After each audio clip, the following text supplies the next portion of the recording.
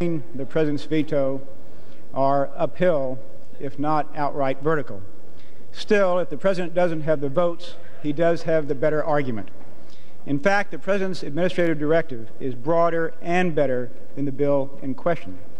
It is broader because it applies not just to Chinese students, but to all Chinese nationals who are in this country and who fear persecution at home. It is better because it will not result in the termination of cultural exchange programs with China, programs that have been instrumental in the pro-democracy movement in China. And I would say to my friends on both sides of the aisle that it's easy to get caught up in the current of emotionalism that seems to swirl around this issue. But this is not a question of whether we are going to protect the Chinese students. We've already done that. The question is how. And the President's administrative director is both better and broader, and I urge my colleagues to sustain the President's veto. Now I'll yield back the balance of my time. The gentleman's time has expired. The gentleman from Texas has the right to conclude the debate. I yield 1 minute to the distinguished member from New York, Ms. Louise Slaughter. Gentlelady from New York is recognized.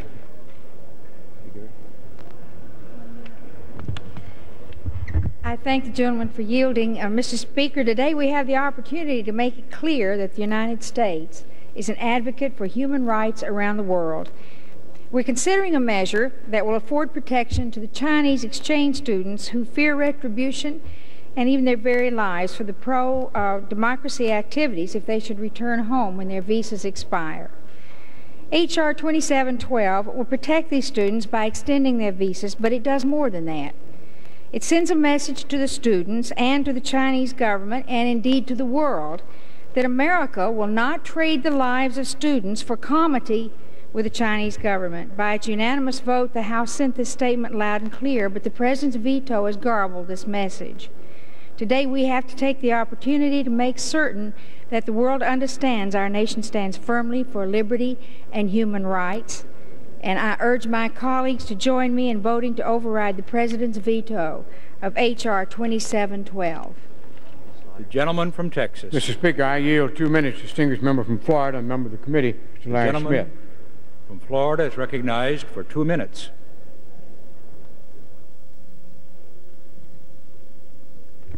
I thank the gentleman for yielding. Mr. Speaker, some of our colleagues on this side of the aisle have portrayed this issue somewhat correctly. It really is a narrow policy question, but it's a broad question of the separation of powers. The President says that he's in favor of extending this period of amnesty for the Chinese students. I believe him. He says he wants to do it, however, in a way that Congress says is inappropriate, and I think we're right. And the reason I think we're right is not because I believe that we're right from the institutional sense, but because, unfortunately, the President has proven that his reasoning, force, and his capability to adhere to what he said previously on this issue is in question. And the documentation is simple.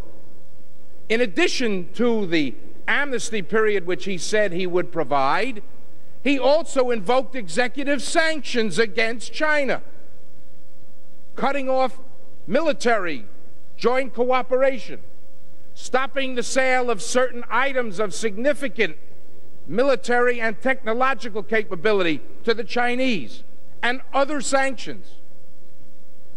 It pains me greatly to tell you, my colleagues, that the economic and military sanctions imposed on China by the Bush administration, even if they were adequate, have not been enforced. The American people, I hope, are outraged to learn that the administration has continued to assist the Chinese government in upgrading their military forces all during this period.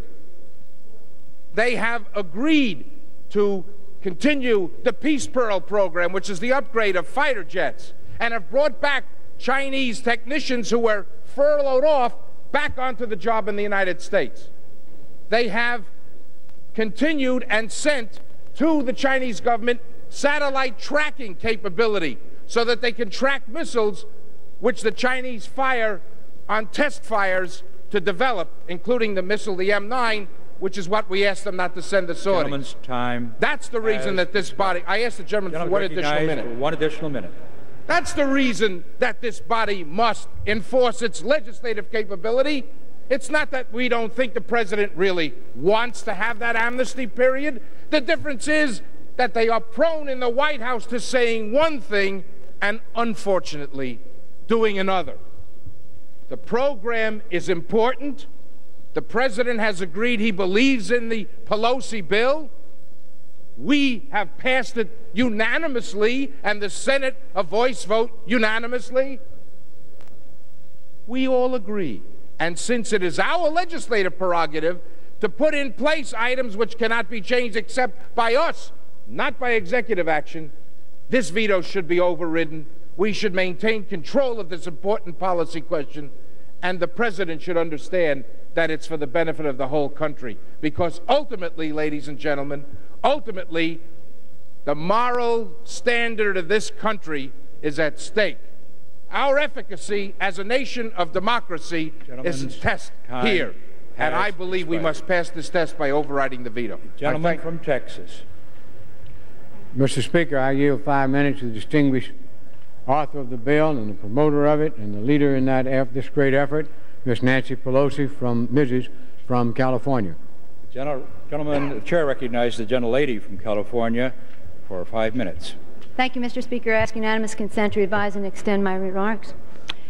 I thank my colleague, Mr. Brooks, the chairman of the committee, for yielding and also for his leadership in helping to move this legislation. I also thank Mr. Morrison, chair of the subcommittee, for his assistance, and Mr. Fish, the ranking Republican member of the Judiciary Committee, for his assistance as well. And to each and every one of our colleagues in the House who co-sponsored this legislation, who spoke out in favor of this legislation.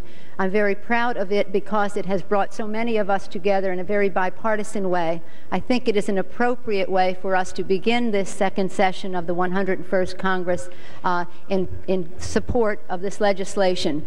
When I came to the House of Representatives, I was very proud to become a colleague of each and every one of you. I also thought that each and every one of us was a colleague of everyone who served in this House before us, taking us all the way back to the origins of our republic. Those people, many of them who fought for our independence and who helped give birth to our democracy. And in the spirit of bipartisanship that stems from our unity around the idea that we all stand for democratic principles, I wanted to add to our pictures of our founding father, George Washington, on one side, the friend of our republic, the Marquis de Lafayette, the one man 200 years later in the square. Many of the speakers before me have referred to him and how so many Americans identified with him at the time and still do. On this picture it says, "One man standing against madness kindles anew the spark of freedom and elevates the spirit of man. How can we not stand with him?" I'm proud of this legislation because I believe it gives the Congress the opportunity to stand with him. The question before the House is the veto override necessary? I believe it is necessary for two reasons. It is necessary to give statutory legal protection to the students, and it is necessary because it is an issue of safety of the students. The situation in China makes the override necessary. First, we saw the massacre, and then we saw the masquerade. Many of you alluded to it, the events that have followed the massacre in Beijing, the repression, the denial, the continued repression, the increased repression following the death of Deng Xiaoping's pal, Ceausescu, in Romania. Now the government of China, in addition to suppressing freedom of speech, because it became clear in June that if you speak up for freedom in China, you can be killed, and many people were. Now the government in China, in opposing this override of this legislation, is trying to curb freedom of speech in the United States. I have no doubt that the President of the United States believes in human rights and that he does not want to send the students back. But I think the statutory legal protection is necessary because it guarantees the safety of the students. Not only that they don't have to go back, but that it guarantees that they can speak freely in the United States without any fear that their speaking out will be punished in China. I know of a case of someone in my district who fled from China from the Tiananmen Square massacre, had an interview with the press in the United States, and is now wanted for rumor mongering in China. Can you imagine if everyone who had an interview with the press was wanted for rumor mongering? In addition to that, we know that the Chinese government continues to take handwriting samples of students in universities in order to compare it to posters during the demonstration in May and June. I believe that we disagree with the President on the method of reaching a bright future with China, one based on economic, cultural, and political ties, because the President had to do what he had to do. He believed he had to veto the bill. But Congress must do what it must do. It must send what we've all referred to today as the very clear message to the butchers of Beijing that their behavior placed them outside the circle of human behavior. And if we are to continue this relationship, and we certainly not want to isolate China, but to continue the relationship, we must insist on their respect for the human rights of the people in their country. What if we don't send that message? What is the opposite message that turning down the override? If we sustain the President's veto, what is the message that will go forth from this body to the world? I believe that that message is that we in the Congress of the United States cheer Lech Walesa when he comes in for his fight for freedom in Poland, take great pride in all of the democratic sweeping of Europe that is going on now. But it will say, we, the people of the United States, we support lovers of freedom throughout the world. We support and encourage the growth of democracy in all countries of the world and throughout the world. Not so fast, China. All those who wish to speak up for democracy, please step forward. Not so fast, China. I urge my colleagues to join with the lone man and support the override of the President's veto. And I thank the gentleman for unity. Thank you. Gentleman from New York. Speaker, I yield back the balance of my time. Gentleman from Texas. I yield back the balance of my time. Ask for a vote. Gentleman asked for the previous question. Without objection, the previous question is ordered. The question is, will the House, on reconsideration, pass the bill, the objections of the President to the contrary notwithstanding? Under the Constitution, the vote must be by yeas and nays. So as many as are in favor of passing the bill, the objections of the President to the contrary notwithstanding will vote aye, and those opposed will vote no. Members will record their vote by electronic device.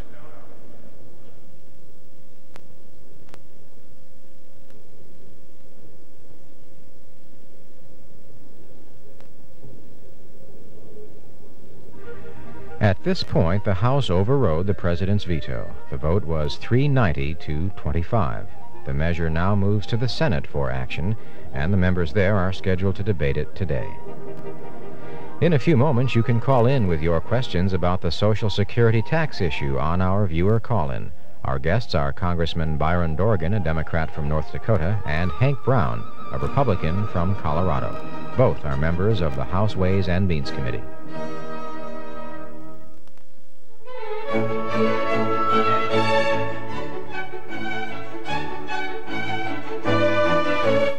Good morning from Washington. You're watching C-SPAN. Before we run through our program schedule for the next few hours, we'd like to invite you to tune in next Wednesday night at 8 o'clock Eastern Time when we begin coverage of the annual State of the Union address by President George Bush. That's next Wednesday at 8 p.m. Eastern Time, 5 p.m. for West Coast viewers. In a few moments, we will open up our telephone lines for your calls about the Social Security tax issue. Our call-in guests are Congressman Byron Dorgan, Democrat from North Dakota, and Hank Brown, a Republican from Colorado. Both are members of the House Ways and Means Committee. Then at 8:45 Eastern Time, we will continue to take your calls for our next guest, George Hager, environmental reporter for Congressional Quarterly. He will talk about their special issue called Power of the Earth. After that, we bring you Speaker of the House Thomas Foley, who briefed members of the National Association of Manufacturers. He talked about the issues facing the 101st Congress. Be with us at 11 a.m. Eastern Time, 8 a.m. West Coast Time, when we bring you live gavel-to-gavel coverage of the United States House of Representatives. And that's a rundown of our schedule. Thanks for watching C-SPAN. The cable television industry created C-SPAN in the public service. C-SPAN is funded primarily by cable television systems around the nation.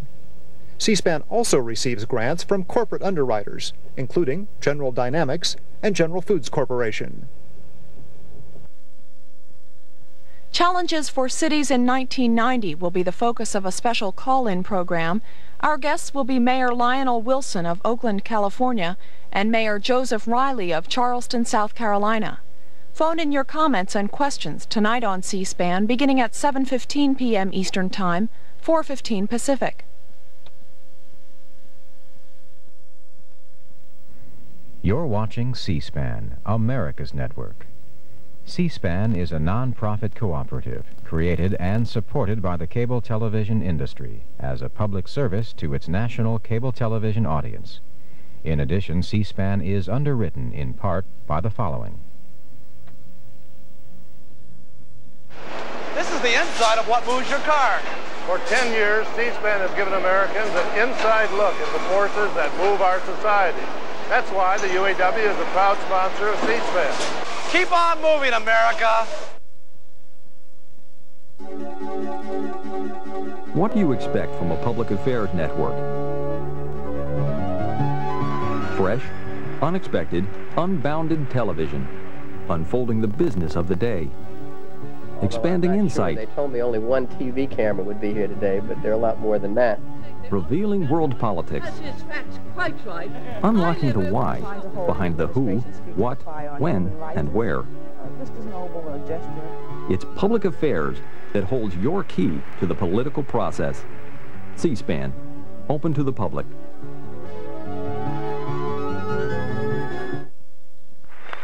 Go behind the scenes of the events and issues you've been following on C-SPAN. Subscribe to the C-SPAN Update. Designed with the C-SPAN viewer in mind, the update offers you articles about the programs we air, profiles of Washington insiders, and C-SPAN program information. Our redesigned schedule page is easy to read and features highlights of the week you won't want to miss. So call now. Just $24 brings you 50 issues of the C-SPAN Update. Dial 1-800-346-8800. If you call now, C-SPAN will send you a free gift. Gavel to Gavel, the guide to daily business in the House and Senate. Call 1-800-346-8800 and we'll send you both 50 issues of the C-SPAN Update and Gavel to Gavel for just $20.